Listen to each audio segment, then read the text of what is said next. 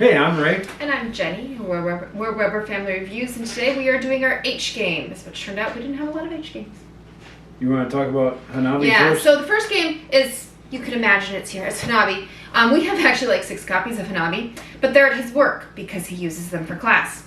So we don't have them. But Hanabi is the game where everyone sees your cards but you, and you're trying to, make your fireworks display. You got to get them in order, but you got to give each other clues so that you discard and play the right cards in the right order, because you don't know what you have. So there's a memory aspect as people tell you stuff and you figure out what you have. You have to remember where you have it and where it's placed in your game so that you can play it right. Yeah. It's really all about that communications, and so it's actually a really good game to teach communications in a group. So. Yeah, I use it to talk about barriers to communication in CRM. So I will start then with the games that we have here. Horrified. Co-op. We've also got the American Monsters. And it's a co-op pick up and deliver. Where you're fighting, this case, the Universal Monsters, the other one are American Monsters. Like the other ones, you're trying to get pictures of Bigfoot and then catch Bigfoot. But you're really trying to get certain color objects or items to a certain place and then defeat it. And some are more complex than the others, like the Mummy, you've got a little puzzle, and Bigfoot, you're trying to take pictures. But Horrified works great. It is a great co-op, and we play it a lot around Halloween, of course. So, Horrified. Yes, I'm not the horror movie person. Like, I haven't seen most of them, and I really enjoy that one. That doesn't count. Yeah, so. This is our copy of Hive Pocket. We don't have the full Hive, we just have the little one, which is great for traveling. This is just, the pieces in Hive are just really cool in themselves. You've got your different pieces, and it's kind of a, chess-like puzzle in that you're trying to move yours and be the first one to surround all your opponents. I suck at it. Your opponent's queen. Yeah. I usually lose almost every single time, but it's fun. The pieces are nice. It's easy and quick to teach, and it's easy to transport. Probably one of the meanest games we own is a deluxe version of, and it got shaken up, but deluxe version of Hey, That's My Fish. The deluxe versions are hard to find, so I'm probably never giving this up. But basically you got fish tiles and you move your penguin along and the spot you're at goes away and you get those fish. Eventually you can block people off, and when they have nowhere else to go, they remove their penguin and they're no longer doing anything. So you start picking up and blocking things off the grid as you're taking fish, and you trap people off to the side. So it can be very mean, but it's really a fun game. I enjoy it. Hey, That's My Fish. The current version is a small one from Fantasy Flight, but Yep. This is Hotshots. This is another cooperative. This is you're fighting wildfires, and there's different versions so you can set up the different maps for the different national parks. I like the theme of this one. It's similar to something like Flashpoint Fire Rescue in that you're, trying to save it.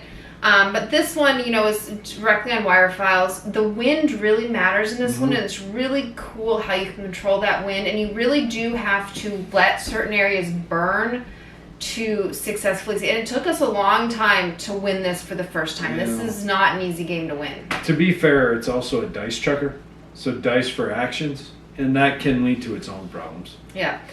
Ray doesn't like it as much. I like the theme. I like keeping it around. So Flashpoint Fire Rescue I'd rather play, but it's not a bad game. It's a dice chucker, so luck can definitely swing, but also the wind is huge.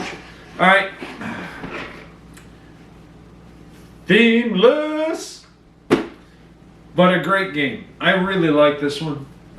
It's got kind of a rondelle style action selection, where you move forward, but you can go as far as you want to get the action you want.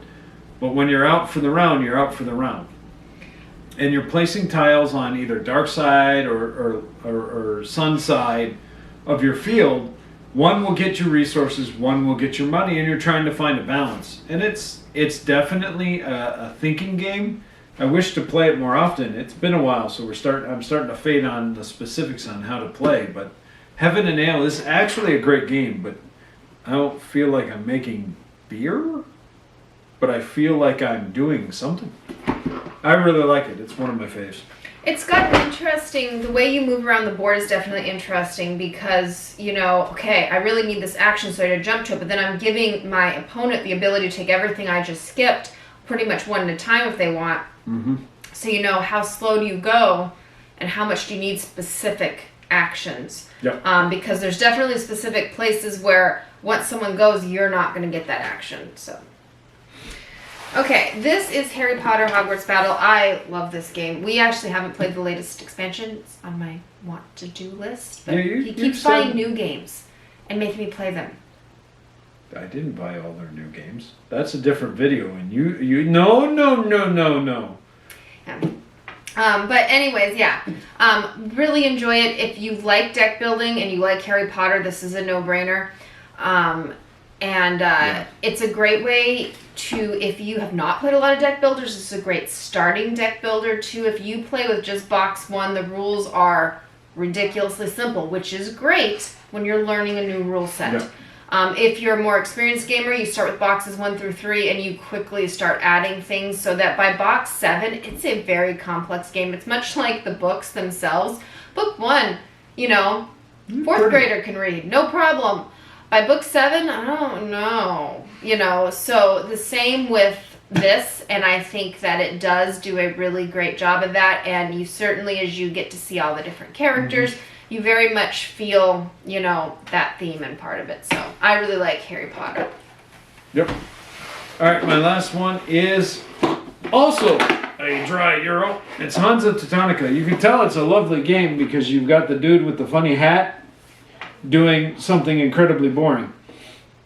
But this is a Euro that's actually really easy to teach. It was incredibly easy to teach. I think I taught it to you and William in less than 5 minutes. But there's a lot going on. So to actually do all the stuff you need, you have to think about it differently. So you're basically got 4 actions you can take, and depending on where you place your, no other way to put it, where you put your cubes and or discs, you improve your different actions. And when you do that, you do things better and you can get more points at the end. And it's points.